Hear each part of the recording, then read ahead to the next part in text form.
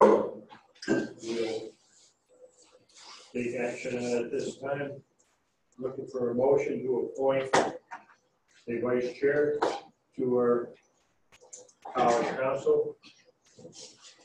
Currently, Heidi Kelly holds that position, and I'm very happy to tell you that Heidi is interested in holding that position. Not that I'm trying to influence your authority in that regard, but at this point, I would entertain a motion for someone in that regard. I'll make that motion. I'll second it. Dan Burke makes a motion that Heidi Kelly be appointed to the position, and we have a second on that. Sid Barrett. Any discussion? All those in favor, indicate by aye. Aye. Opposed? Abstained? Motion carried. Congratulations, Heidi. Next item is the appointment of our college council secretary. Currently, Sid Garrett holds that position, and I've been talking with her, and she has expressed an interest and a willingness to continue to serve in that position. At this time, I'm asking for a motion in regards to that, filling that position. I'll make that. Okay. Your motion is for That's Sid Garrett to be appointed to be college council. Okay. We have a second on that. A second. Russell. Okay.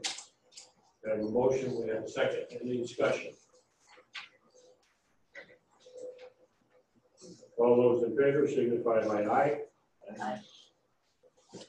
Opposed? Abstained? The motion carries. That's it. Thank you. Okay. Congratulations. All right. Our next action item is a matter that I'm very pleased for us to be able to take action on at this time. We have a resolution that I'd like to read. It's a resolution honoring actions related to a water rescue in the Saranac River. Some of you may have read of this or seen news reports or heard of news reports about it. I'll read this. Whereas on the morning of November 7th, 2018, student Keisha Nair, after witnessing a 26-year-old man in the Saranac River holding onto a limb with only his head and arms above water, acted quickly to contact university police and reassure the distressed person. And whereas University Police Officer Josh Cooley promptly dispatched to the scene and witnessed the man sinking, moved to rescue the man and bring him out of the 43-degree water. And whereas University Police Chief Pat Rasco, University Police Inspector Stephen Dubé, and Gary Barnaby of Maintenance and Operations rendered assistance to Officer Coombs and the man in moving him to the shore. And whereas other university police officers and the Plattsburgh Fire Department and the University of Vermont Health Network Champlain Valley Physicians Hospital ambulance also provided critical assistance. And whereas college physician Dr. Kathleen Pamello joined others in providing critical first aid and life-saving measures, including the use of the automated external defibrillator. And now therefore be it resolved that the College Council of the State University of New York College at Plattsburgh honors the selfless efforts of these individuals and agencies in notifying authorities, rendering aid, and saving a life. And be it further resolved that the council expresses its distinct pride in these actions and their reflections on the SUNY Plattsburgh community. It's, we ask for a motion and on this regard. So we'll ask for a motion to pass this resolution at this time. To Garrett, and a second on that from Heidi. All those in favor signify by aye. Aye. Opposed? Carried. Thank you. And at this time, I would like to call forward those people who were involved, because we'd like to present you with a copy of the resolution so that you would have it as a memento, or perhaps something that your families might appreciate.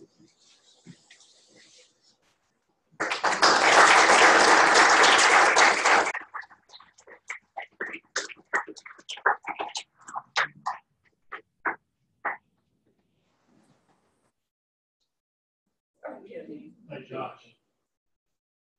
Don't say November. Oh, right, of course.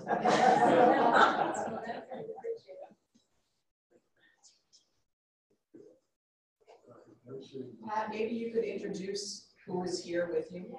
Yes, I'm Pat Rasco, Chief of SUNY Police. For those of you who haven't met me yet, this is Dr. Kathleen Camello. Sorry. That's okay. Dr. Kathleen Camello, new inspector Steve Doody, and Officer Josh Coons. So actually jumped in for the long. Thank you.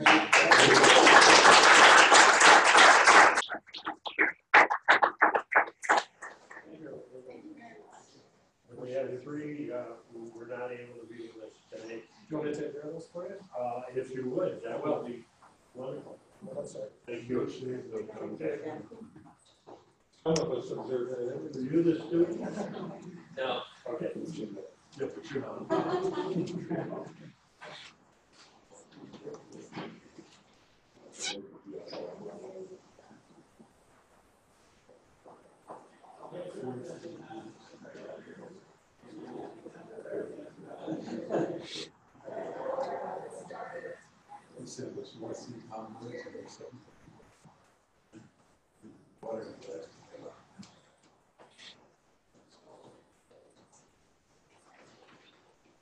So that's as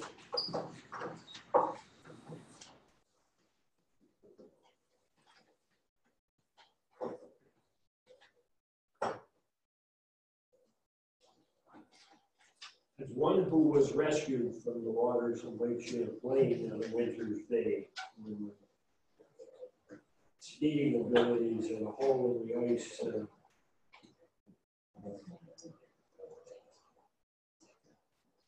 collided with each other. I can appreciate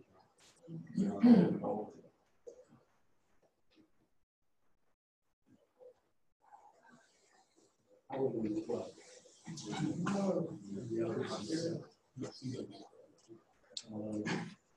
Young friend that I was skating with, his family lived, this was down in what's called the mouth of the river, and where the sewage treatment plant was built now, and we were in up on Bridge Street to get his older brother, and his older brother came down, grabbed a shovel down, and he threw the shovel at me, and I grabbed out of that and pulled it. But I mean, it's remarkable that people can able to do that. Take that revenue out of the road.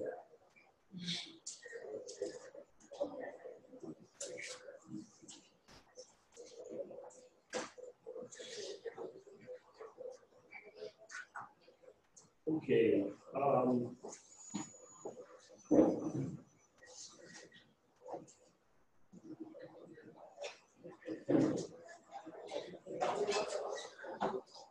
campus governance.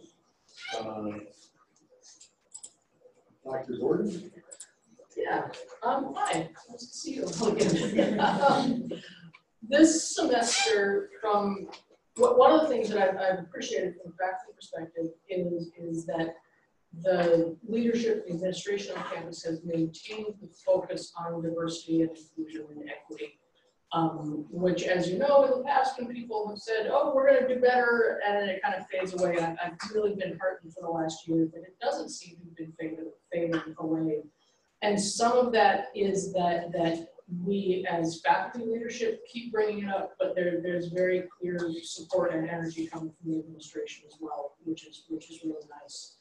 A lot of the work and the conversation that happens around the diversity and inclusion questions are student life oriented and stuff about admissions and housing and those sorts of things, where the faculty, I think, have a particular interest is in writing and developing inclusive curriculum. My Latin's not the best. Writing inclusive courses, and that means defining what that means, and that's where, personally, where a lot of my service work has gone in different committees, from the SUNY level down to my department level, is having these conversations with people about what does it mean, how can you look at a curriculum and say, yeah, that is inclusive, that is treating people with equity, that is doing the things that we want to do. And so I've found that really interesting because it's the kind of problem that I like to work on. But I've also found a lot of colleagues that are interested in the question as well. It's really nice to see that around the campus of people being willing to recognize that there is an issue and to work on addressing it. There's also been, from my perspective, from what I can see, really good response to the interim chief diversity officer, Portia Turco. People find her very easy to work with, and that's been very nice to see faculty engaging in the conversation that were not particularly interested in the conversation earlier, and so that just seems to be moving really well on campus. The other conversation that has come up over and over and over again this semester is the different level of preparation that our current students have. What I actually wrote on my paper here is underprepared students, but then I've been thinking that the students have been preparing for something. They haven't been preparing for our classes. And so what needs to happen is something in the middle, where we can't just say those students need to be prepared in the same way that I was prepared for college. Somehow I need to adapt what I'm expecting while also trying to make sure that I'm getting the students up to that expectation. I don't think it's a one-way, the students are wrong and they just need to measure up. Somehow the faculty need to adapt. That's maybe it's a newer conversation. I see it as a harder conversation, but maybe it's just had less time to work on it. But the faculty, especially those of us that teach freshmen, really need to talk about what can we do in our classes to take these students as we find them in the graduates of 2019 and get them ready to be the SUNY graduates of 2023 or whatever it will be. How are we going to do that? Because the older systems of pedagogy are not quite right, and we need to have a really serious conversation about how to fix that. And that's where we need all the help we can get of faculty engagement. There's been the office on campus that has done most of the work in terms of this Generation Z or iGen, they call it different things.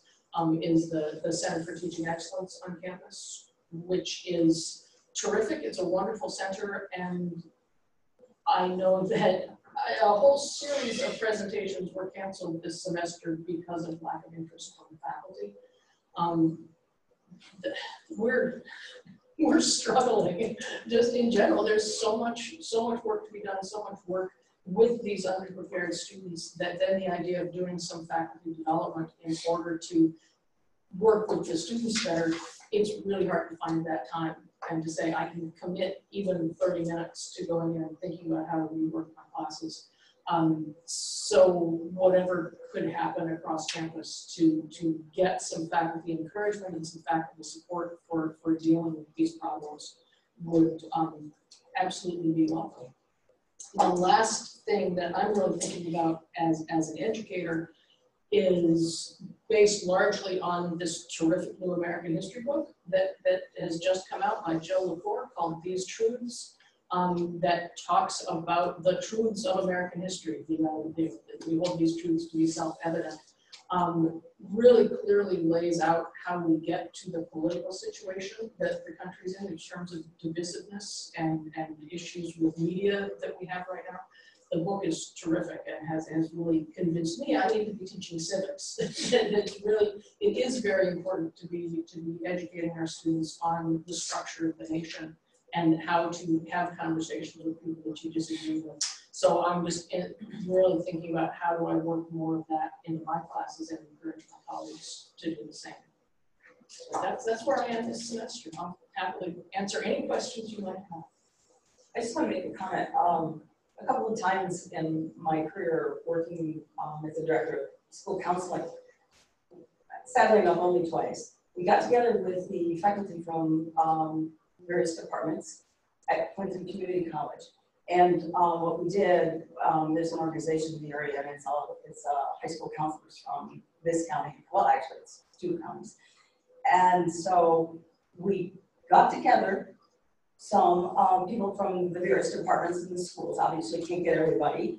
And we met with the representatives of the various departments from the academic level, first of all, at Clinton Community College. And again, this has done twice in over 17 years, and it was amazing how deep the lack of knowledge as to what one was responsible for and what the other was expecting that these students had already gone through, particularly in math and the sciences. But when it came to the level that the state was requiring pertaining to writing skills, et cetera, with high school students, and what the college professors expected the students who have already covered. I'm just throwing that out because I will say over and over again, it was the most eye-opening thing I ever sat in. I thought it was going to be, oh, you were, you did this, you moved in here, we're good. It was shocking. Now, how you can take that and do that in your world, I got a million suggestions, but I don't know if it would work well, and and obviously maybe once a year. Wouldn't it be amazing to find out what is being taught, required, first of all, by our state ed department, who we all know quite well, of high school teachers, as far as material that is covered, pertaining to what you think they should have covered. And we are sorely lacking because of the new curriculum. Well, it's the 3rd new curriculum. We're lacking in civics education. You mentioned that, so I know that one. If you are of any of the other academic areas, particularly math. I mean, they then got together on their own, which was great. And I did not get into anything with Class First State at that time. But Rick Higgins and I did it on our own with some people that we knew that were interested in that and that one from the high school and then from this college, and it was absolutely eye-opening. It just is. There's this whole gap in knowledge of what's being covered. Right, and if we can get the energy and engagement from our faculty, feel like they can spend a Saturday having those conversations. Yeah, we don't do it on Saturday. Well, see, and that's always the issue. No. Where do you get people that are willing to have Well, we had high school principals and superintendents, and I was an administrator too, who we went to the campus.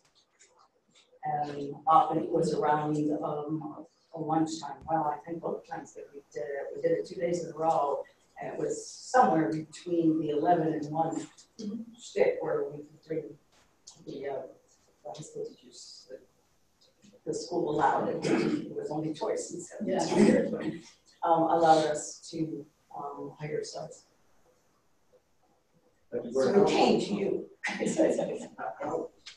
a little color to what you mean by under prepared. Is it skills?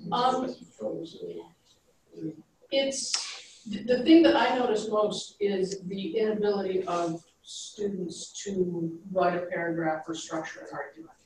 They've been taught to provide facts, but to build those facts into an argument of some kind is a struggle for them. Some students have much weaker writing skills. I feel like, and that's fairly concrete, that I can say, oh, they don't write very well. I feel like they are not very good at thinking about things. Well, what do you think about Andrew Jackson and the Trail of Tears? And they can give me one answer, oh, it was bad, but not develop a thought about, well, maybe they really needed that land, or there's not a lot of questioning that's going on. And the thing that has really been driving me nuts this semester is they don't read anything I give them. The idea that they should be gaining knowledge through text is bizarre, considering the amount of time they do spend with text. But time and time again, I gave them handouts, assume that they're going to read the handouts and get the information. And if I don't say, you must do this thing, it just is beyond them. And that's a communication thing. And that they haven't picked up that idea, I have to gain knowledge by looking at that. So some of these really fundamental things that I've taken for granted for 20 years are not really happening this semester. Just the article in Cardinal Points on Friday about how few students let's read for pleasure, just read. It's not about Charlie's quoted in there and others. I've not had time to read Cardinal Points yet this week. There you go, but it's depressing. And it's very interesting because the whole, one of the main focuses on core curriculums, close reading, reading to get information, and then building arguments, doing all that stuff. So right. Where that disconnect is. Well, my friends who work in the elementary schools tell me, don't worry, it's coming. These students are coming. They've been taught this material. And I know my own children are in high school, and they're, from my perspective, pretty good at this stuff. And so some of it is the students that we have chosen to bring to Plattsburgh. And not all of them. I have some brilliant students. I don't want to discount every freshman. But there's a significant group of students that told me right out, oh, the teacher always tells us there's something important on the handout, so we just don't read the ones you give us. Well, thank you for your honesty. And I think part of that issue is persistence, like sit and really spend time, because so much of the information that they're getting in today's world is this short, quick stuff. And they're not used to really having to sit and struggle with something over, Right. make their way through something long. And that's a point that Tracy Church-Fuzio in Honors made to me, is they have so much information and so little experience in figuring out what's the important information. How do they know which piece they need to focus on? I think that's something we can really help them with. It's just a matter of building a curriculum that will help.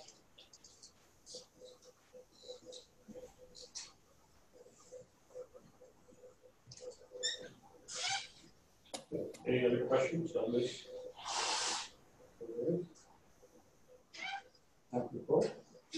Thank you. That was a great conversation. I think we're bringing that up. This seems to be a perfect tsunami of, whether it be technology, the screen revolution that our students have been in common for, and we're beginning to get our finger on the pulse of this generation, but it's going to take a long time. So one of the ways we're going to do that is the Senate did pass a resolution, and we're going to move forward on the initiative over the next 3 semesters to reformat our general education program, which this is a big deal. We are using John's he asked the Senate about 10 months ago to please inject social justice and diversity into, more so than it already is, into general education. So that resolution passed 2 weeks ago, and it'll take about 3 semesters to get this straight. Why so long? We're going to use this as an opportunity to address some of the issues that Professor Gordon was talking about. You don't want to let a crisis kind of go away without examining, coming up with a better system. So that's what we're going to do, is think carefully about retention, essentially. That's what it comes down to. How are we going to make sure that our students, as they come into college, can succeed in the rest of their courses as well as the rest of their lives. There are two other things that I'd like to bring to your attention. The Senate has finally impaneled a committee on student life. So this is a standing committee on student life that has a very broad mandate right now. But we are going to be using it as a way to help our administration work on issues of social justice and diversity. And so they'll be working with the Social Justice Action Committee. It's not necessarily oversight, it's just collaboration. So that committee is composed of faculty and students. We're excited about that. The final thing that we're working on as a Senate is we're trying to find a way to get back to our common hour.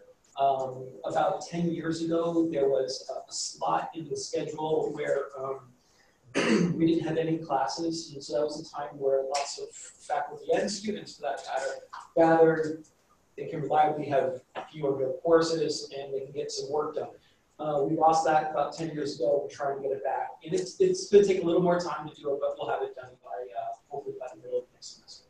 So, I'll take any questions. Yes. Go ahead. I was talking to some members of the Clinton Community College Student Association, and they actually do the common hour, and they love it over there. It's very common. Yeah. I didn't know what you talked to me about it once, and then I kept hearing about it. So that is by that argument that the registrar made, that if we actually taught on Friday, we could have the common hour back. I teach on Friday. I think that's when we're getting. Well, good. John, what's happened is we've had kind of a pooling of class times into Tuesday, Thursday. Or it will take. I'm telling my administrators, it's going to take some administrative influence through provosts and deans to encourage us to diversify. And by the way, to the students, right? Because it's the students are a tacit agreement between faculty and students. Let's not work on Friday. It doesn't have to be that way. It doesn't have to be that way. And one of Kim's predecessors, Patty, said, "Hey, you guys are in charge of the teaching schedule. You can do it." And we tried that, didn't we? And when people actually would. You know what brought it to our attention was when the classroom in the basement of Champaign Valley Hall went down like a week before classes started. And they started as a leak, and then we found all this asbestos. So there were 6 classes scheduled to start the next week. We have 9 other classrooms.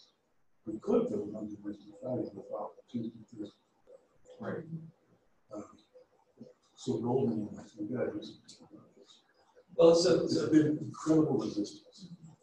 So then there are 2 issues, John. One is about scheduling, right? And then the other one is about common hour. We could do the common hour without tackling scheduling. Well, that was always one of my concerns. If the registrar was giving it to us, he said either or. But what happened was possible. There must be some way to spend an hour between 12 and 1. Well, we can definitely do it on Wednesday. But the question is, can we get, is a 60-minute common hour good enough time? Because it basically gives you 40 working minutes. Personally, I think it might be enough, but the Tuesday, Thursday is probably a little more ideal, but that's a very popular time slot. So we're gonna do lots of surveys and try to play nice, and then we'll have a suggestion for the administration, and then we'll make Dave and John make the decisions.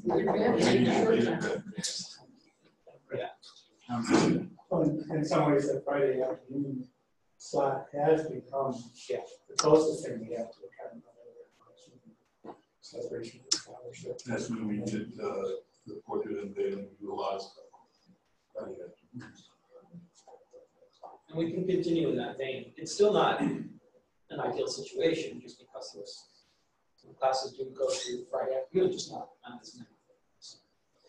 So enough people feel strongly that we need to move forward with that, that I'm confident we'll decide one way or another by the middle of next semester.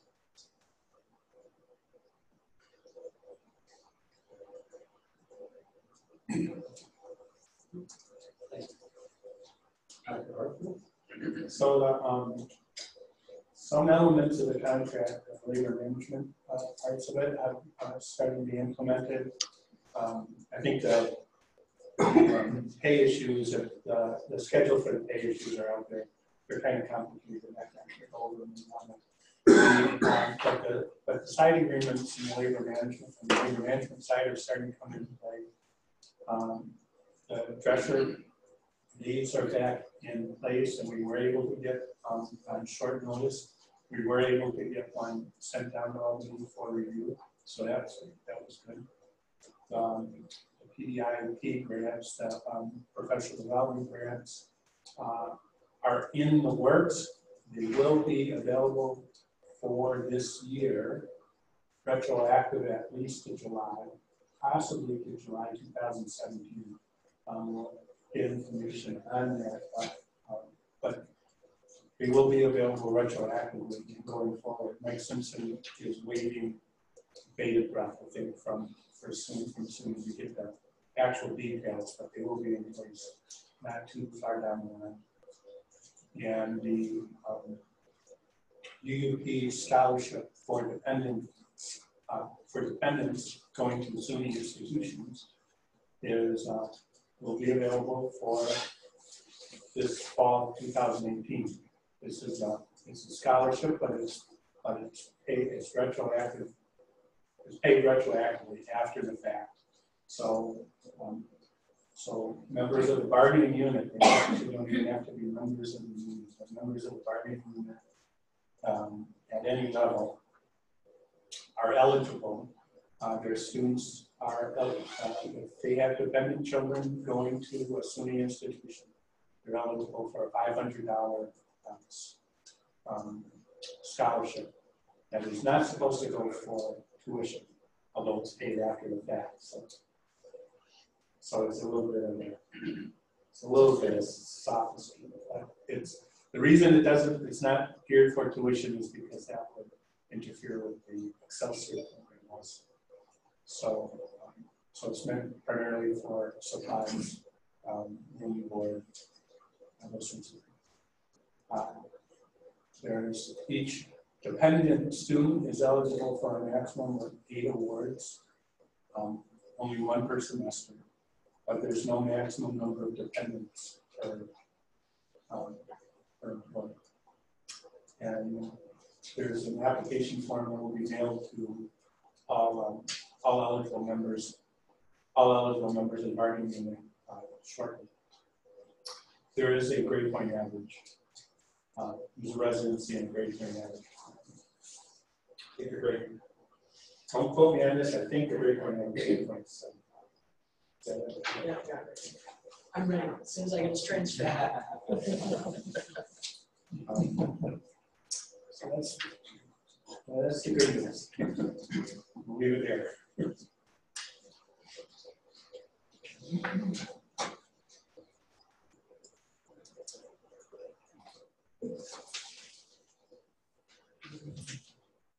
Do we have anybody here from the CSUA to speak?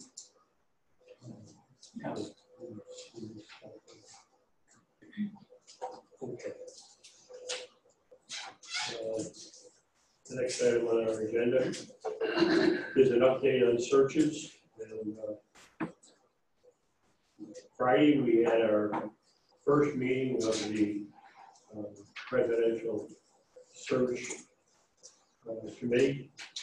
And I'm very pleased to say that we have 18 members on that committee. And in spite of snowstorm from south of Albany to well north of Plattsburgh, we had a meeting in which all 18 people were here either physically or electronically connected to us for the purposes of the meeting. That was delightful to see. We also had very good turnout for meetings that were scheduled. There was some changing of the meeting schedules, but again, people responded. A meeting that was scheduled at 8. Those people were given access to a meeting that might have been scheduled at 9 or 10, and that worked. And our consultants were here, a 3-person team, including the president of RPA. They were here, and they came in the afternoon before on Thursday, and they didn't leave this campus until after 6. But we can hear him. So we can hear him. They ran a long drive. So he has to do it with the camera. Pennsylvania. That's where they were headed. It was a challenging trip for them to say.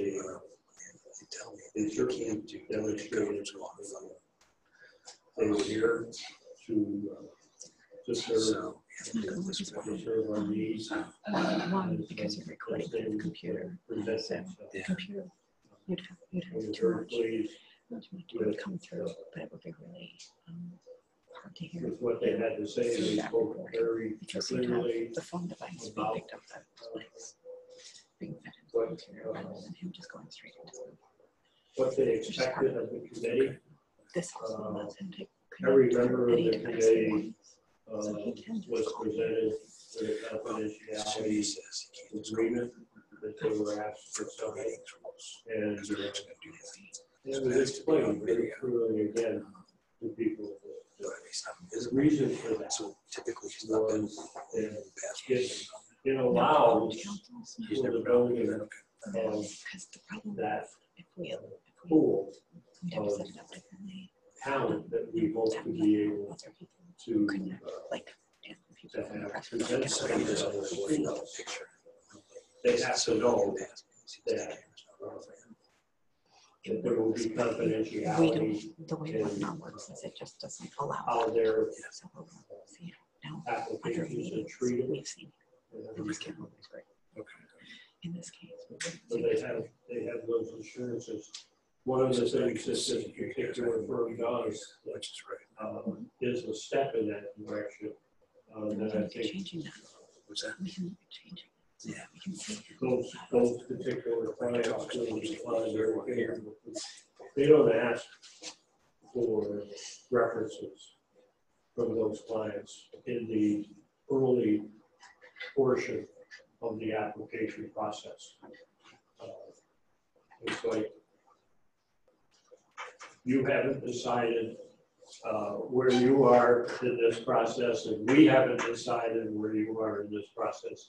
So there's no need for references at this time. If we arrive at a point where we want to go further, we tell you we want to go further with you in the process. And at that point in time, we ask you for references, and we're able to give you assurances as to how those references will be handled. And we hope you've been able to take a measure of us and you feel comfortable about providing that.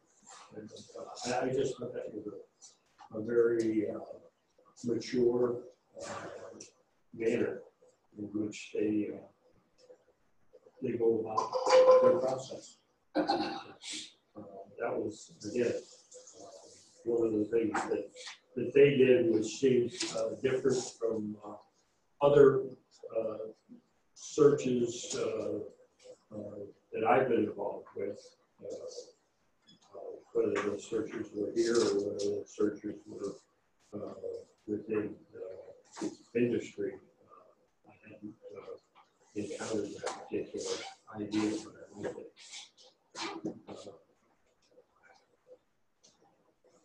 Our committee was given homework assignments, and those homework assignments, the first homework assignment is due by Tuesday. People are asked to respond to potential advertising piece and give input as to how they think that piece could be improved, things that they'd like to see within that, things that they think could help tell the Plattsburgh story. And, again, the committee was, I think, invited to play a key role in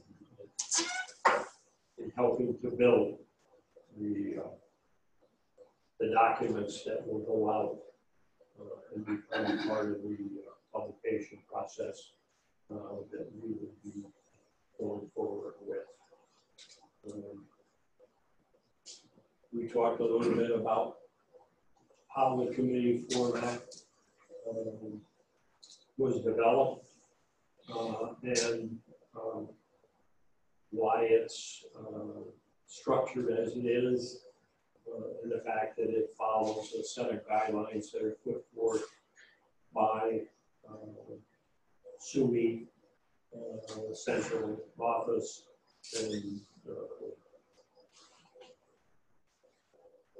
those guidelines are the guidelines that have to be adhered to. We do have the ability, and we have a person who is the vice chancellor who sits on our committee, non-voting position on the committee. He sits on our committee, and we have the ability to run items by that person.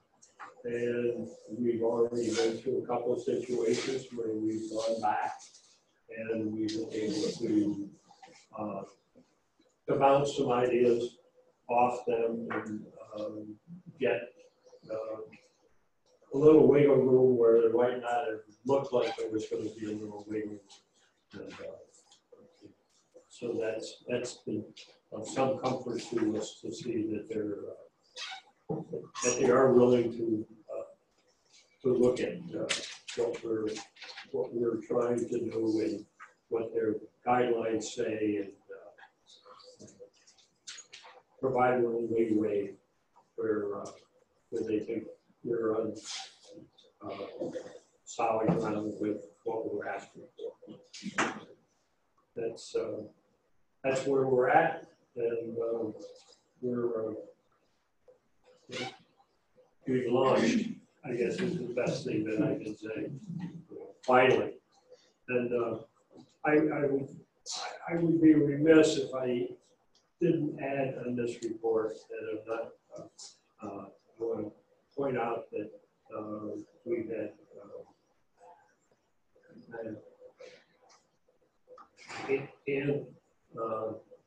Hanson has been phenomenal in the amount of work that she has put into this project, and I know she hasn't been given a free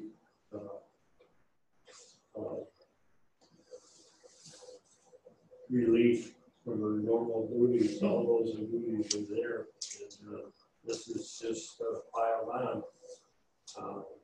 And Gary just left, but Gary was a very big help to us when we were trying to put together the whole election process.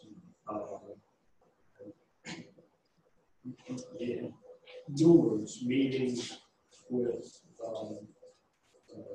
the professional staff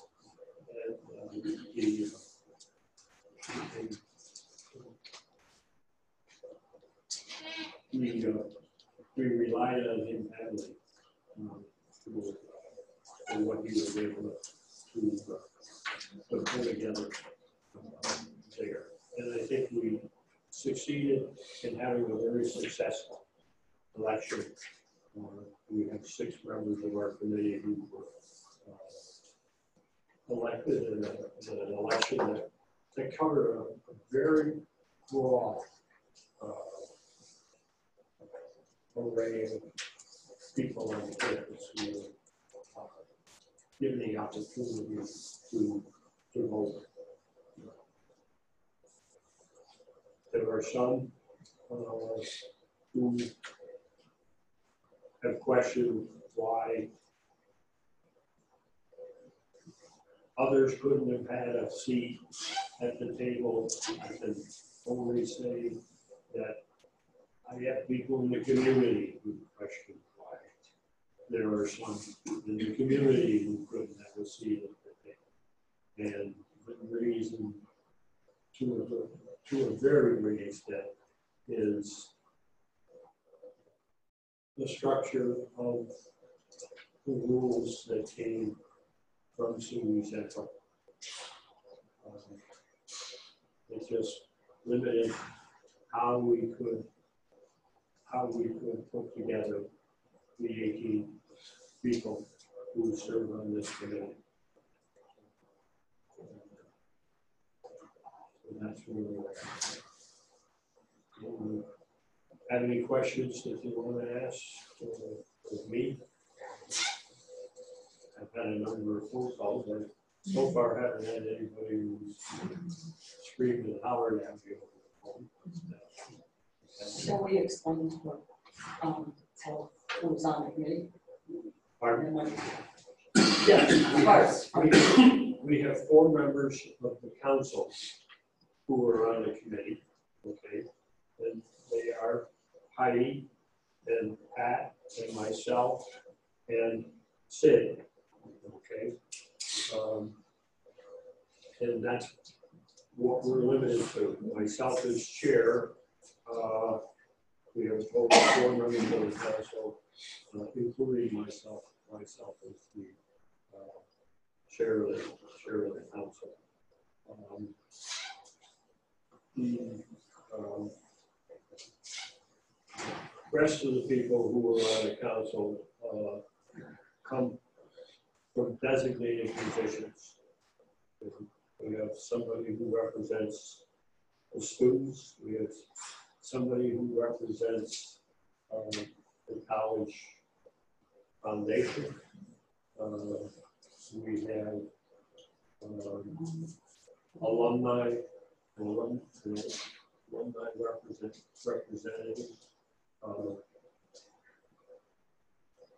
We have,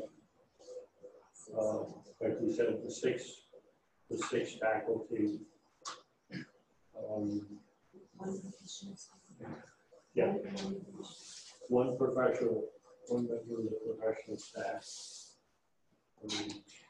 And we would, pardon? Dr. Smart is the dean. Yeah. Okay. And so that's basically how it ends up coming together. Okay. The next big task is we will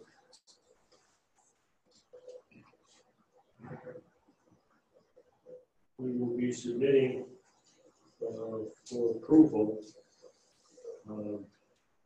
the advertisement, and that actually has to be done by the 21st. Yeah, we're going to send it down tomorrow and ask for a response next day. This process, I have to tell you, is extremely compressed. It's compressed in large part because at the very end, we are seeking to have, our objective is to have I have an appointment that will come out of a Board of Trustees meeting that is scheduled. Let me get the date right. It's scheduled for a late March meeting. And what we did, one of the things that's really interesting on this process is with John's excellent service and length of tenure, it will have been 15 years since this institution has been through this process. So there's not a lot of people. Hey, John Johnson, remember? My first year in Casper was John Johnson. There. Yeah. 15 years ago. There are not a lot of people in this, around this institution who were familiar with the process that was in place then. And all I can tell you is the process that's in place today is not it's not similar to any degree to the process that was in place then. Okay? One of the things that now happens is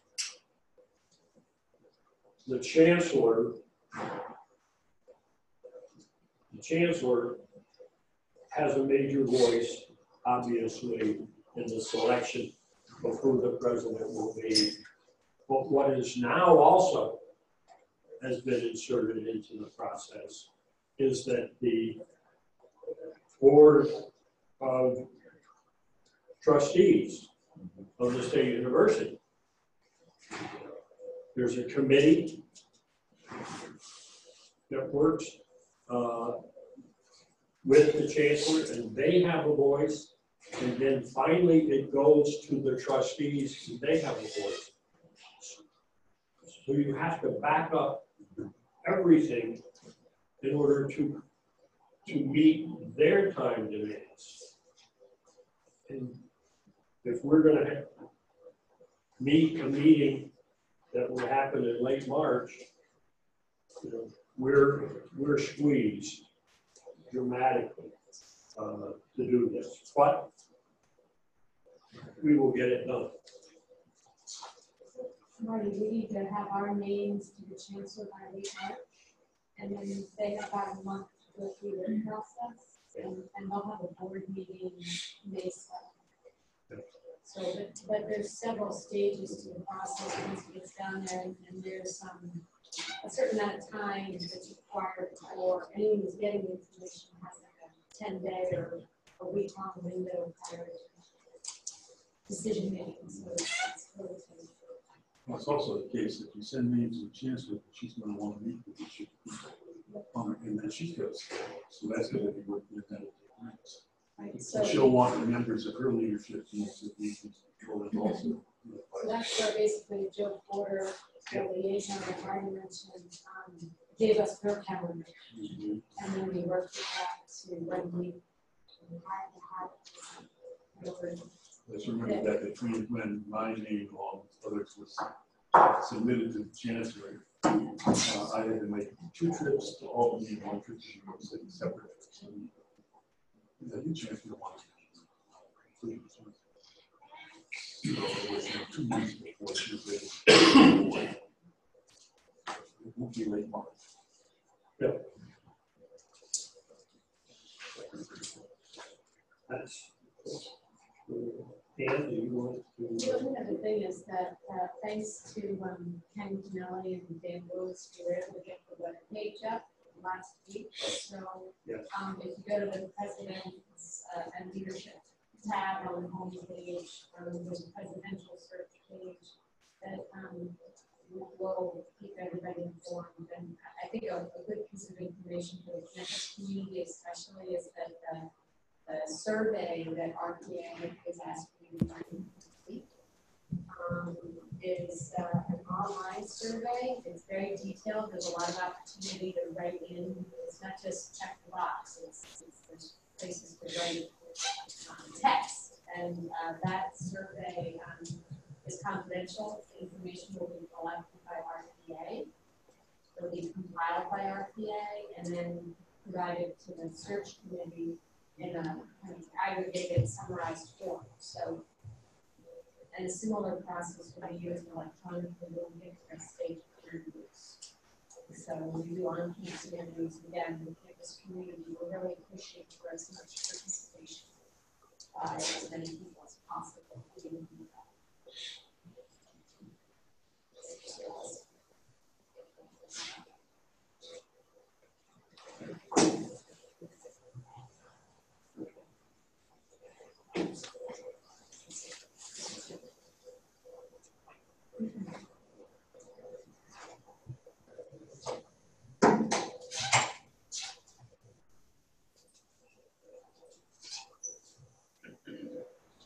And we have an opportunity to hear about the Chief Diversity Officer search. Brian Hartman and Dr. Ortiz Walton. Well, start off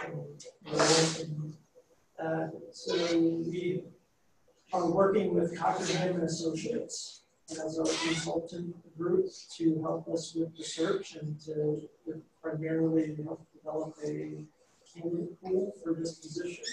We have decided that it will be a vice president position. It will be the vice president of diversity, equity, and inclusion. And we also have a sizable search committee with 18 members as well, pretty representative of the campus, and with 3 student members as well. We had our first search committee meeting on November 9th, and we are working on final documents to post the position. And with the help of David Cockerham and his colleague Roger Miller from Cockerham and Associates. So that's where we are.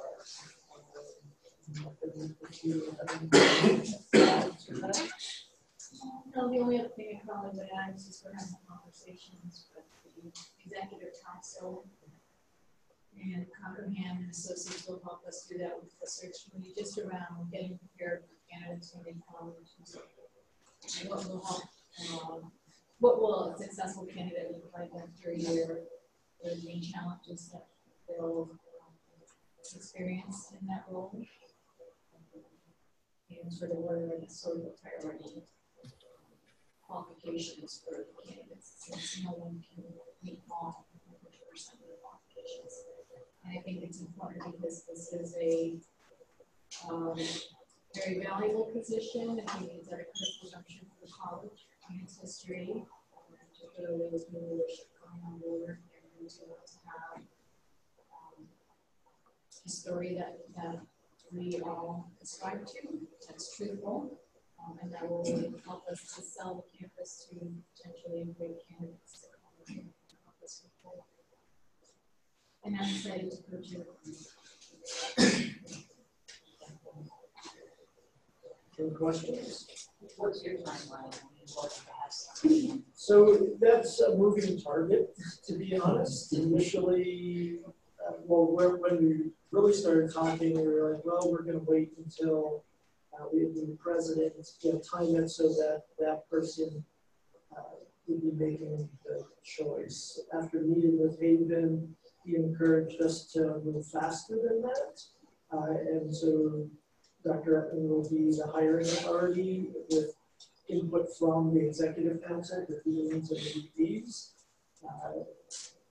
As we move along, especially after our first search committee meeting, they thought we were too compressed, and so we'll see how this unfolds.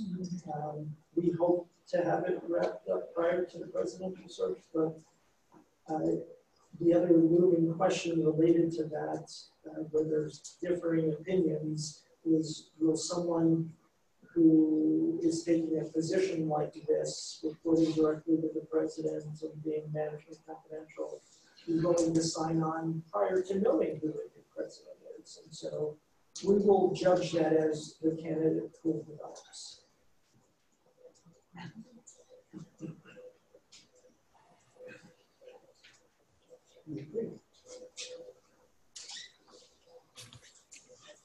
The council committee reports.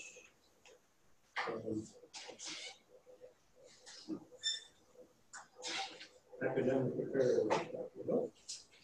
There are three things I wanted to bring to the council's attention after canvassing the people who reported. First is from the Strategic Enrollment Management Team. They have welcomed Dr. Sarah Phillips as the new Director of Institutional Effectiveness. Dr. Phillips comes to us most recently from Casanova College. She served as Director of Institutional Research and Assessment. Dr. Phillips holds a PhD from Tulane University and arrives with a solid background in strategic planning, leadership, statistics, institutional effectiveness, and more. As the newest member of the SEM team, she'll be collaborating with campus stakeholders on initiatives intended to improve enrollment health. The marketing operation of strategic enrollment management welcomes Zoe Tyler to the team as a new graphic designer. She'll be working on recruitment and retention materials from print and digital advertising. Zoe is a 2018 alumna of SUNY Pittsburgh and a previous intern in the marketing office. She was also an admissions ambassador. She so worked as a sole graphic designer for a large structural engineering firm in New York City before deciding she wanted to return to SUNY Pittsburgh. That umbilical cord brings them back. And we're very excited to have Zoe back home. The Global Education Office indicated that their international recruitment and admissions team has been focusing on recruitment travel in September and October, aligned with the Global Education Office's new international recruitment plan. The international admissions assistant, Evan Coker, made her first successful recruitment trip to Nigeria, the target market. As it has in the past decade, the Global Education Office facilitated the annual Night of Nations celebration of global diversity, and that event happened Saturday, November 10th. It was very successful and was live streamed for the first time. International Education Week, November 12th to the 16th. During that time, the Study Abroad and Exchanges team welcomed Candice Dover, a guest speaker. Her presentation was Travel, Being Black, and Doubt. She was standing room only proud in the alumni conference room. It was very informative, insightful, and well received by the audience. At the branch campus, a few weeks ago, Dean Buxter, Dean Dana, and I had a meeting with SUNY Adirondack administrators to talk about potential new completion programs in biology, computer security, human development, family relations, and new media. More on that as the discussions continue about placing those programs down there. SUNY Adirondack is very interested in this work. Celebration and scholarship event was last Friday, along with snowstorm and the President's Search activities. We had a good gathering in spite of the weather. There were 4 faculty who were the featured scholars. Eric Liesenberger, that's a long name in German, didn't pronounce it correctly. He's an associate professor, Earth and Environmental Science, School of Arts and Sciences. Susan Lazan, associate professor in Art, School of Arts and Sciences. Razvan Pascola, associate professor, Economics and Finance, School of Business and Economics. And Maureen Squires, associate professor, Adolescent Education, School of Education, Health and Human Services. At this celebration of scholarship, the deans and I developed 4 featured scholars to present their work. And at the same time, all the scholarly works from the faculty from the previous year are collected and displayed. I looked at that collection, as several of us did, and that It's incredibly impressive. Our faculty continue to add to the knowledge bases of their respective disciplines and to create and show beautiful works of art in music. And finally, I continue to be challenged and energized by this position as interim provost.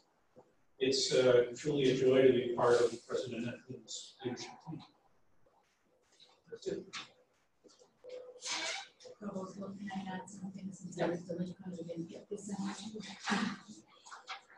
So the online accounting program had received a performance improvement grant fund to exceed it. So as part of that process, we have to report back on what we had suggested we would accomplish. So when we submitted the materials, we had suggested that recruitment for year 1, full-time equivalent students would be 50, and by year 10, 64.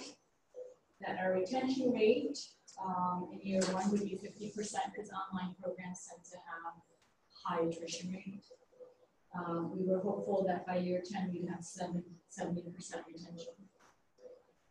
As of today, we have 142 students, 136 full-time equivalents. The majority of the students are actually full-time. The program has been in existence for a year and a half. Our retention rate is 92%. We've had a number of rankings for the program. The best schools is ranked as 19th at Northeastern. There's several others, but one that just came in from College Factual rates us as the 2019 best online accounting schools in New York online accounting programs.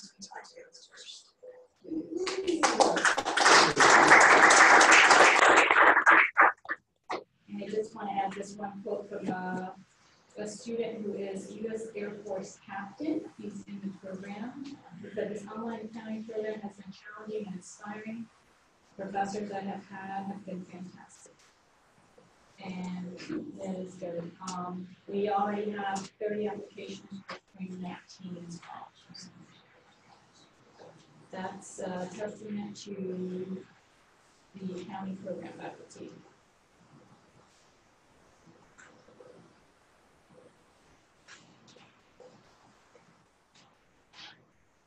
Clearly, we need to increase those targets. I guess I'm not a good forecaster.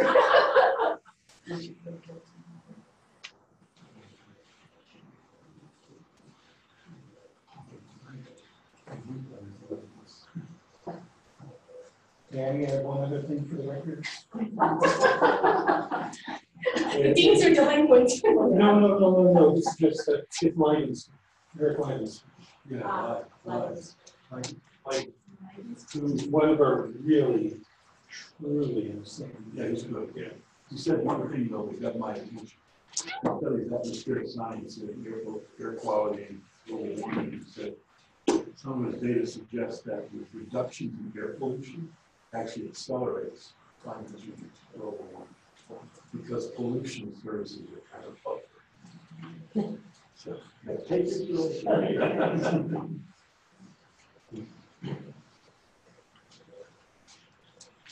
Okay.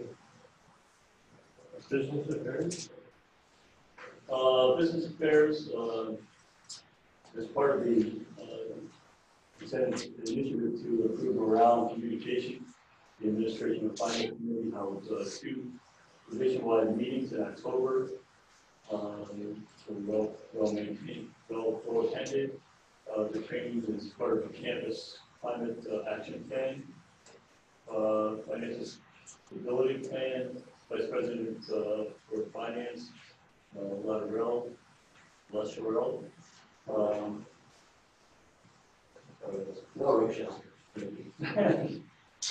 Presented fall 2018 planning, community categories September, October. Budget response teams continue to implement cost savings. They fully implemented cost savings will be 76,000 to each 22 annually. UUP contract salaries. Contract includes retroactive salary increases.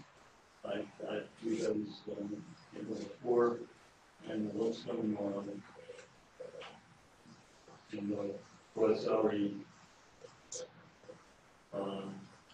contractual pay increases and payment or pay according to established SUNY that provides employment, that provides payment and supports some funding for salaries. Covered it. I guess I would just add a couple things here. As Pat mentioned, the divisional, as part of our divisional strategic plan and part of the campus climate action plan, when we held our divisional meetings, that included as part of that was an implicit bias training to try to get members of our community, not just the faculty in the classroom, but also the janitors, being students, to begin to recognize and appreciate and understand their own implicit biases.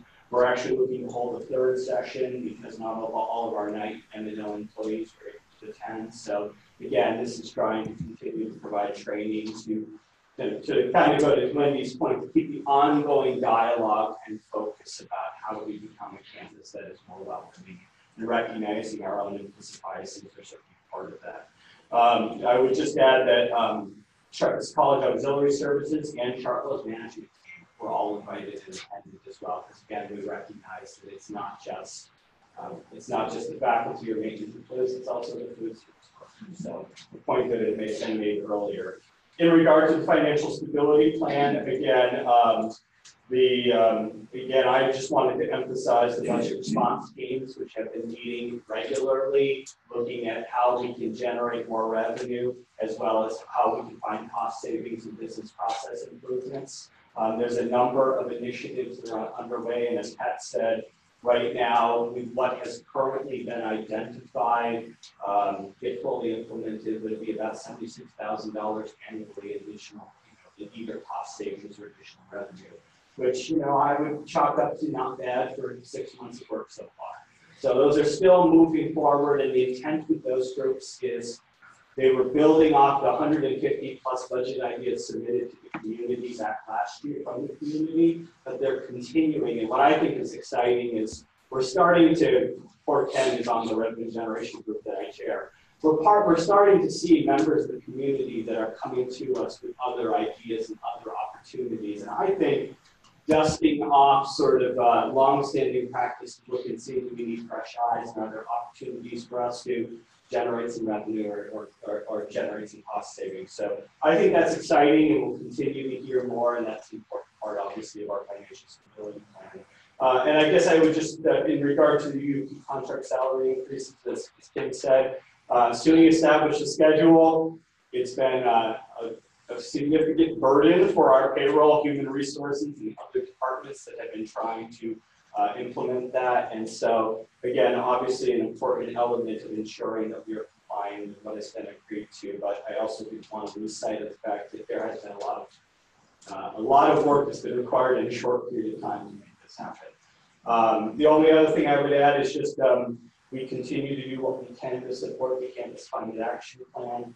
It's going to come up later, but obviously we are still working on the Multicultural Unity Center, as well as providing support to the implementation of the Campus Climate Action Plan, serving on members of our division are serving on the CBO Search Committee, Bias Response Team. So again, we're continuing to look at ourselves and keeping that dialogue going. How do we continue to support campus diversity and inclusion? So, happy to answer any questions.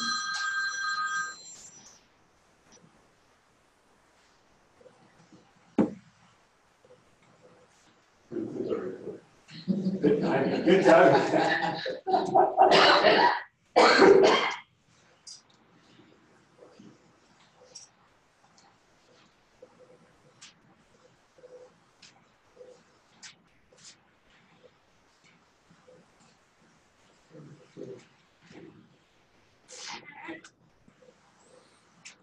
Next up is Community Government Relations, John Johnson and Ken.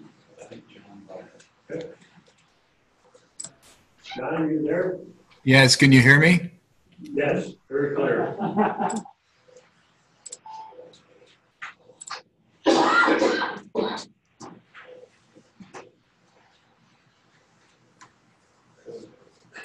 Can't hear you now.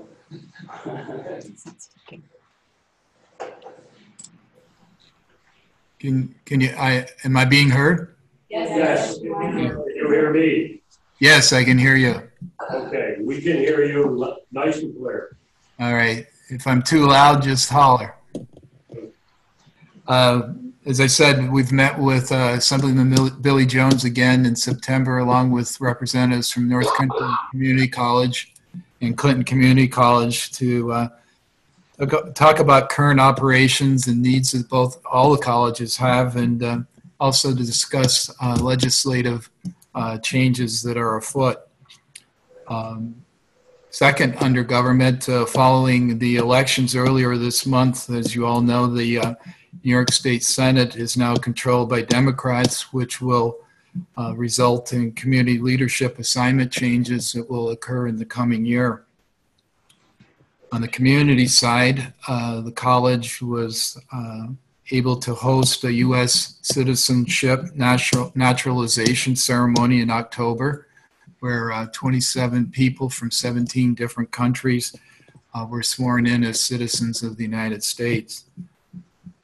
We also expect that Ken will be attending a SUNY Advocacy Summit in Albany on December 10th and 11th.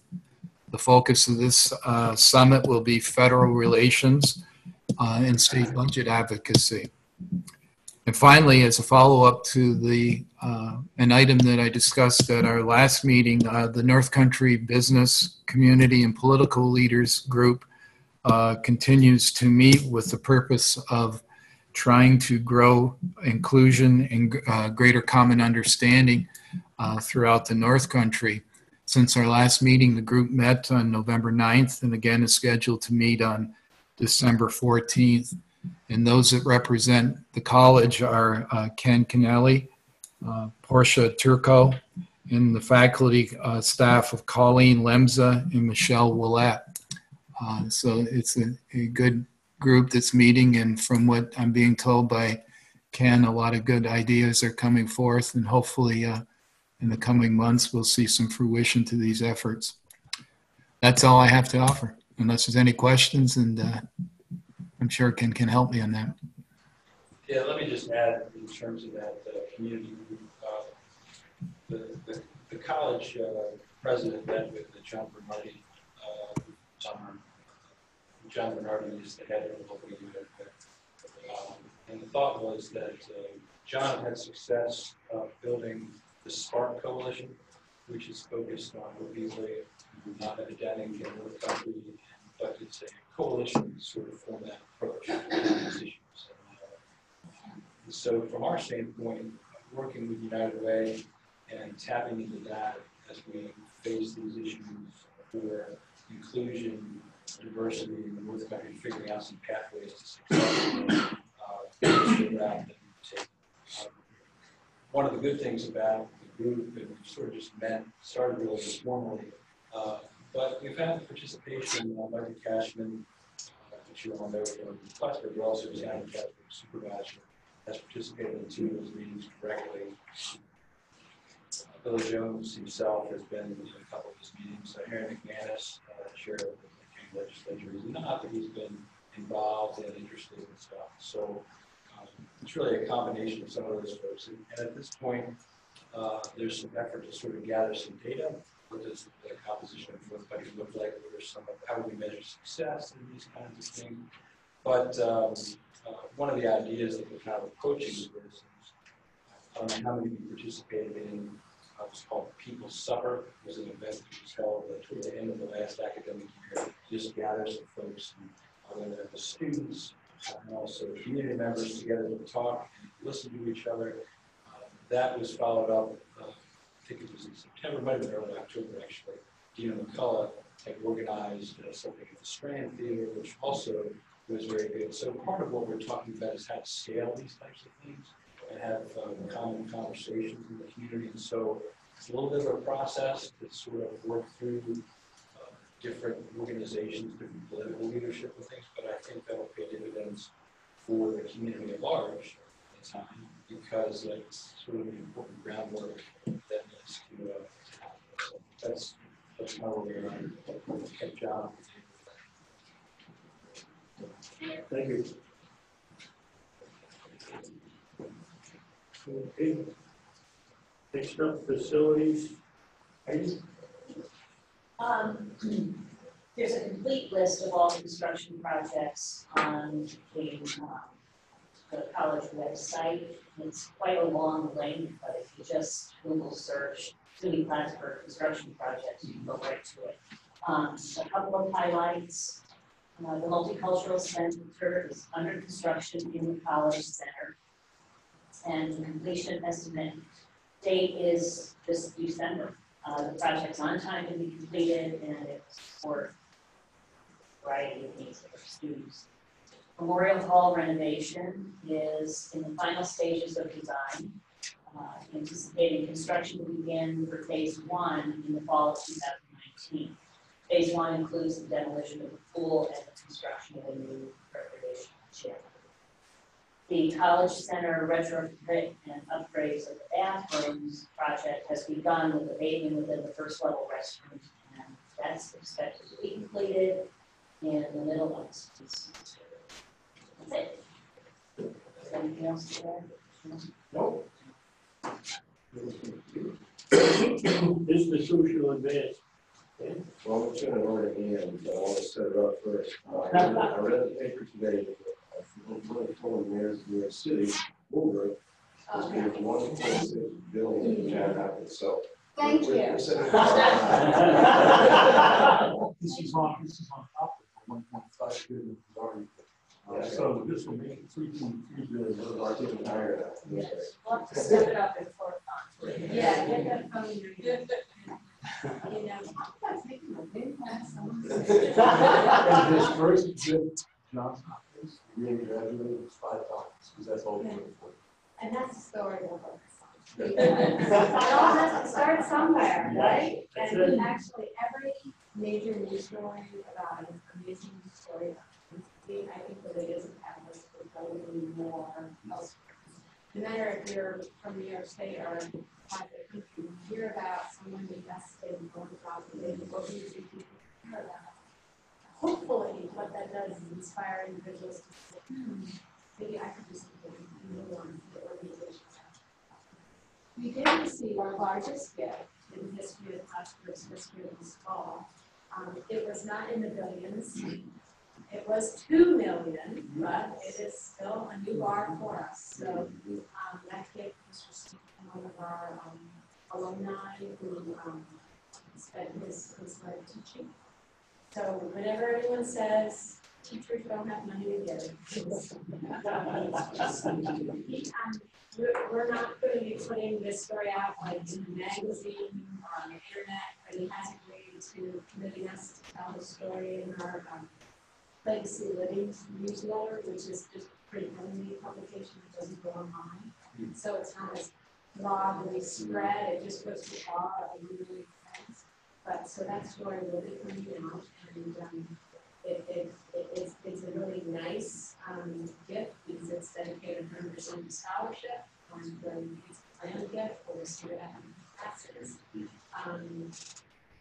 The fact that it supports teacher education students, the preference is for the scholarship to support teacher education students, but the college has the flexibility to award the scholarship to other students if it's in the best interest of the college to do so. So he really is giving us the flexibility. We need to make sure that we're spending that roughly $100,000 a year forever in the way that makes sense. More to come on that. It only took 6 years to bring that one home, but these things we can. The other thing I would mention is just, I know a lot of you participated in a lot of the events at homecoming, but we put together a nice review that is in the current issue of the magazine. And when our RPA consultants came and said, let's ask about it, I handed them the magazine and said, if you read about the James Augustus Wilson litigation, you you read about the David Montgomery honor and who he was as a teacher. If you read about how to develop their contribution class, their passion to support students, read about that style. Those 4 events were organized by the advancement team, and the reason they're so important is because they really do, it really is a cool life.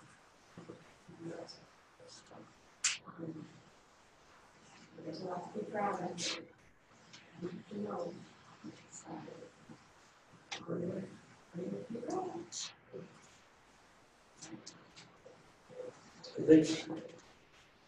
I think they got a pretty good idea.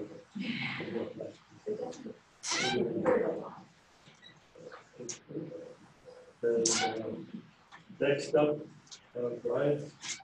Sure, thank you. So, just a few highlights. Within the athletic world, our fall sports are all wrapped up now. There's more runners running from fall sports. Our women's soccer team did make it to the semifinals at SUNY playoffs. And now all of our winter sports are up and running and the seasons have begun. There is no flu on campus yet, which is a good thing. And only sporadic locally, but that's a big deal this time of year. Just real quick, in terms of renovation in our residence halls, Whiteface is the building that we're renovating right now. We did run into some issues with mold and had a pretty significant change order, but we are on schedule and moving forward with that. And then the last major renovation that is in our plan, which is Kent Hall, we are going out to bid right now with that, and that project will start in May. Career development, 3 pretty exciting updates there. They had a great program with JCPenney on September 30th, where students were given up to, were given 40% discounts on clothing. And we had over 200 students attend. We had over 20 faculty and staff who volunteered, shuttled students there. They were there in the store helping students pick out clothing and things like that. It was really a neat event. And there's one already scheduled for the spring semester. Students, when I was walking around, how do you get this down in every semester? And so we weren't sure if that was going to work out, but JCPenney's open to it. And that was a really nice partnership. They are currently launching a grant opportunity for academic programs and academic departments. So if that hasn't gone out yet, it's going to go out in May now to provide some opportunity to partner with career development and to enhance career readiness at the academic department level.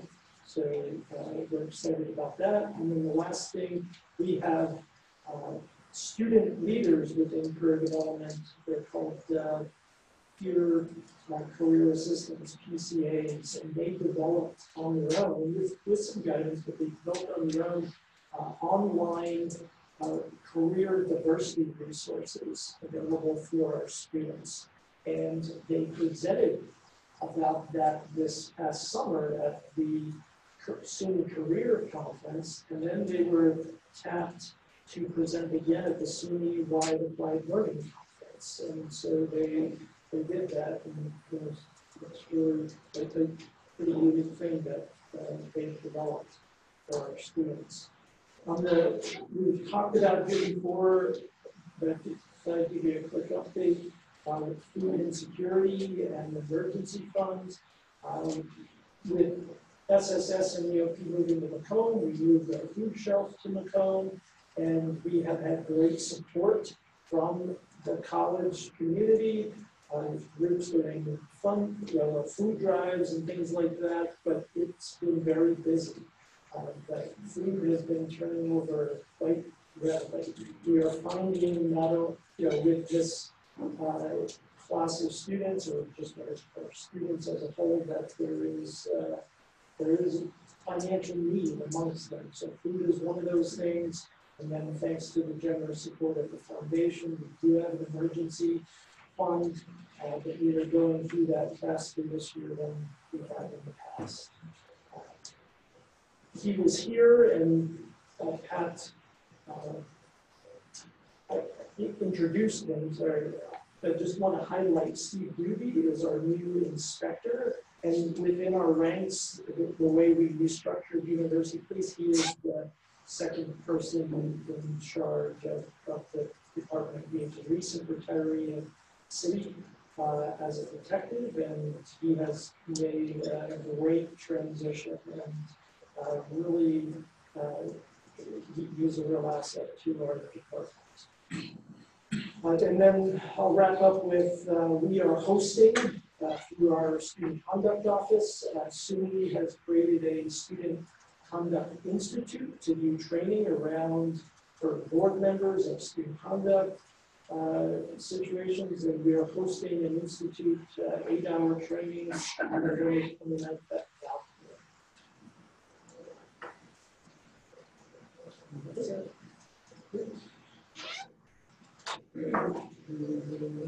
Sal is not here, so I have not gotten from him a report. So the committee take care of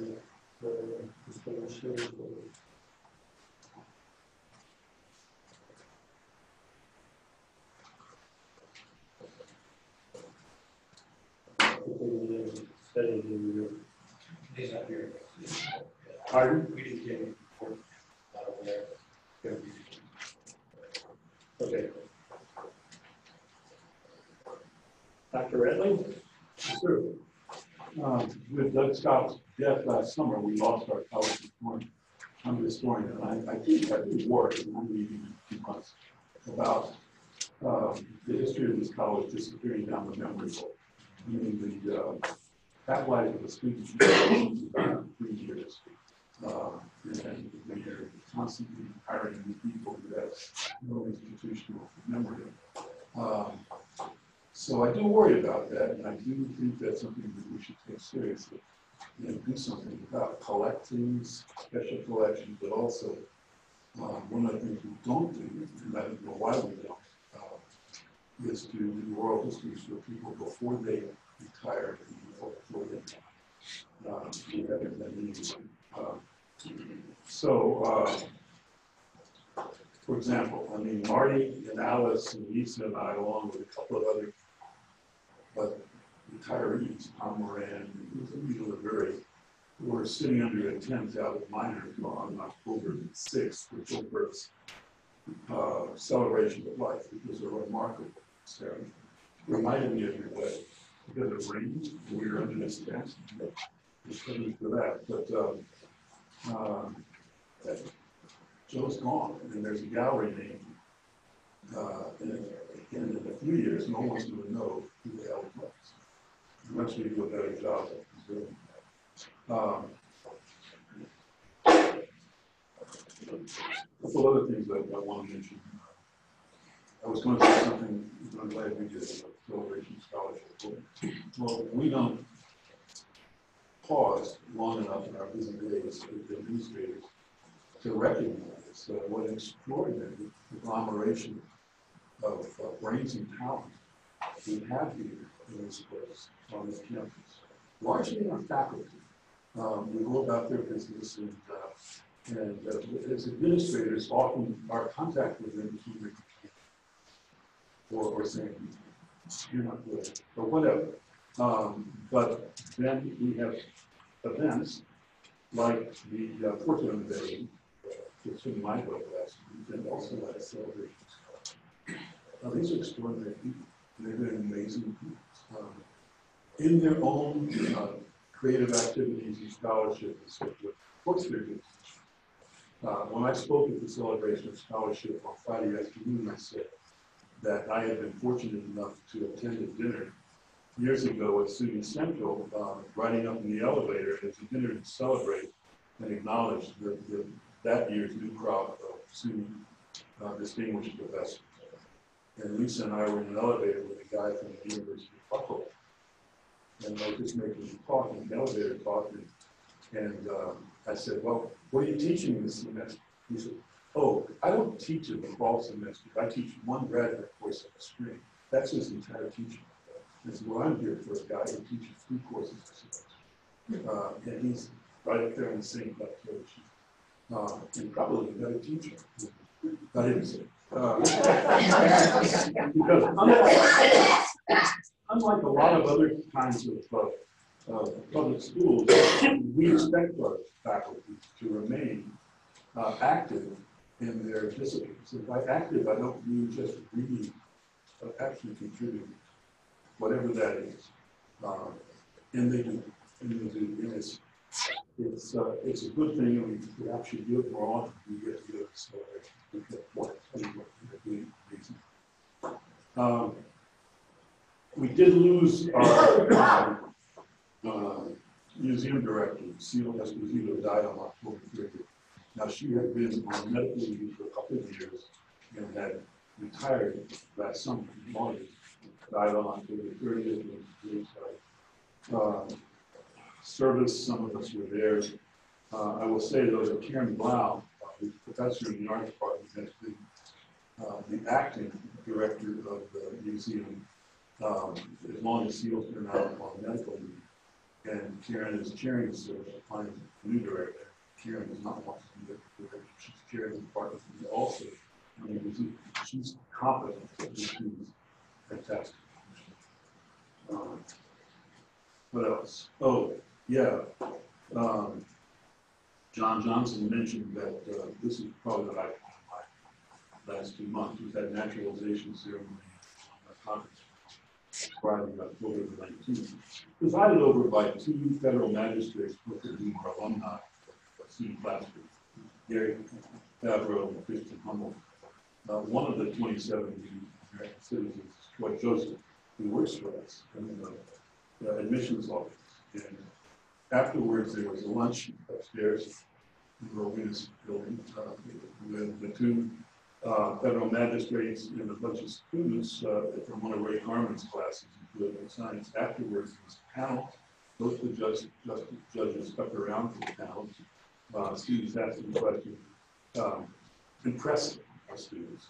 And the kinds of, I don't think Ray set them up with these questions. I think they had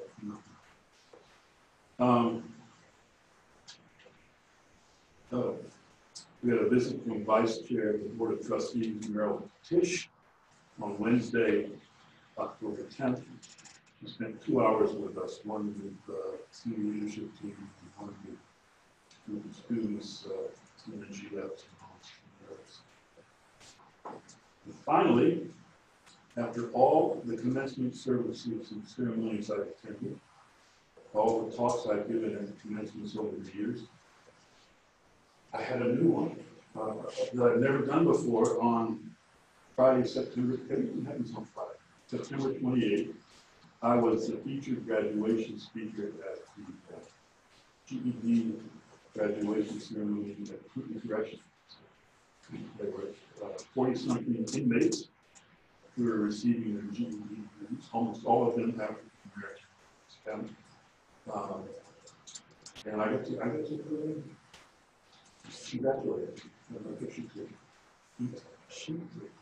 It was wonderful. It was a remarkable experience. Nothing like it. Thank you very much. And I really don't have anything to add to my report. I think I've covered what I wanted to cover when I gave my report on the search committee. Student Association report. Thoughts? Sorry, excuse me. It's okay. So we had our Student Association elections last Tuesday. There were 1,114 voters this year. The new SE president will be Essence Hightower. So I'll be bringing her around and introducing her to everyone. I think that the transition should be smooth. I think that she's going to be awesome. Her focus is mostly in culture and diversity and inclusion, so I think that this will be really great going into next year, and keeping that force moving. This past weekend, some of the SA officers visited a SUNY Student Assembly Conference in Albany. We passed different resolutions having to do with student patrol, diversity and inclusion, and orientation training, and plastic bag reduction. And something that surprised me about all of this, and I was thankful for, is that we already have all of these things. So out of all the 64 campuses, it was kind of nice that we could say, we've already got that. So props to us for that. The SUNY Student Assembly members also some of them came to visit us for a roundtable discussion. So we got students together to chat about, again, diversity and inclusion, as well as on the forefront, as well as sustainability and just students' thoughts. And I always think that it's funny, whenever SUNY Student Assembly members come to visit, the students, it's like hard for people to grasp who these students are who are visiting, and I explained it like, oh, they're the student government for all the campuses. But the way that students talk to these members is like we were talking about diversity and inclusion, they were like, for the Snapchat incident, you should have done this. I'm like, oh, that's not really their area of expertise. But students do love to be listened to. I know I love when people listen to me, so it was just nice for these other students to make the trip up and to really listen to the concerns of our students and bring it back and talk to the chancellor and talk to their committees about that. So that was appreciated. As some of you may know, there is now a food pantry on all of the SUNY campuses. So Governor Cuomo initiated that, but we are ahead of the game and everyone has one. And as I think Brian was just bringing it up, I wonder if we should do an SA food drive at the end of the semester and get them stocked up for next semester, because a lot of people are throwing out food at this time of the year. Yeah. Right. So I think I'm going to talk to you, Zach, about that tonight. I have that down here. Some other things that we have going on. The President's Gala, Dr. Evans' last President's Gala, will be on December 1st from 6 to 10 p.m. in the ballrooms. Tickets can be purchased if you haven't gotten one already at tickets.plattsburgh.edu or at the information desk. Oh, I am 007. Oh, yeah. Oh, yeah. Corey said the F word. So, okay. No. Oh, yeah. Yeah. I have to if you want to go. Think about it. You have to start out by saying, my name is Edward. Yeah. Are you gonna have Shaking not. Yeah, right. So another thing that the Asking Mark. I started a real conversation here. Like the 007 theme. I haven't watched any of those movies, so I gotta catch up. You've never seen I'll get to it. Winter break is here the movie. So some other things going on. The Student Association assisted in sending out surveys for the name of the new multicultural center. So hopefully that will be announced soon. Ultimately, we were able to go between 3 different names and narrow down the options. And that's all I have for now. And I actually just realized that this would be my last college council meeting, and then next semester I'll be home for student teaching. So it's been great working with you all, and I hope to see you over the next few weeks. This semester is really flying by. Where are you school teaching? Scotia Glenville School District. Yeah. Well, thank you and good luck. Thank you. Yes. I just. Yes. Maybe we should put that.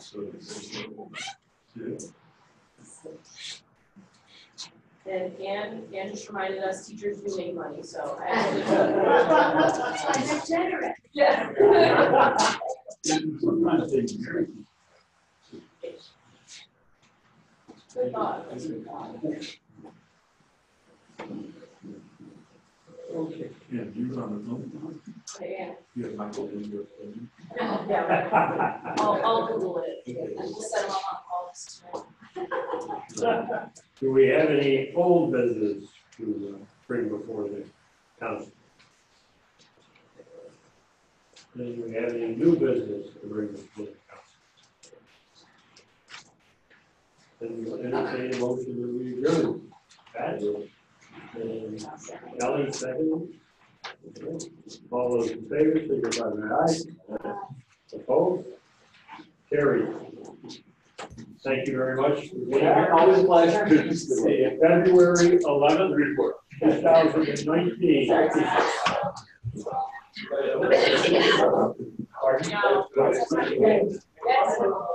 We do have graduation next month.